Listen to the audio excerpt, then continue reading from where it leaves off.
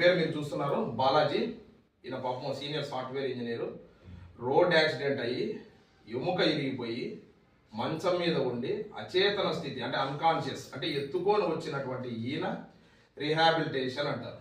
చాలామంది ఈరోజు యువత ఏం చేస్తారు, నొప్పి రాగానే ఉరేసుకోవడము, చిన్న నొప్పి రాగానే ఇంట్లోంచి వెళ్ళిపోవడము, మద్యానికి అలవాటు పడడము, బానిస కావడము, సమాజంలో తల్లిదండ్రులను ఇబ్బంది పెట్టడం చేస్తుంటారు. అలాంటి వాళ్ళకు మేము ఒకటే విజ్ఞప్తి చేస్తున్నాం, ఇమ్మీడియట్గా డాక్టర్స్ని కలవండి, నిపుణుల్ని కలవండి. అది 10 రూపాయల డాక్టరా 10,000 డాక్టరా కాదు, మీరు ఎక్కడికైనా వెళ్ళండి, కానీ డాక్టర్స్ను కలవండి. నాటు పద్ధతులు పోవద్దండి. ఈరోజు మీరు చూస్తున్నారు, ఎత్తుకొని వచ్చిన ఈయన్ను దాదాపు 20 రోజులు అంటే 20 సిట్టింగ్లు ట్రీట్మెంట్ తర్వాత ఆయన సొంతంగా ఆయనే నడవగలుగుతాడు. మీ ముందర ఇప్పుడు మీరే చూడండి. రైట్ బాలాజీ, క్యారియర్ మరి అటు.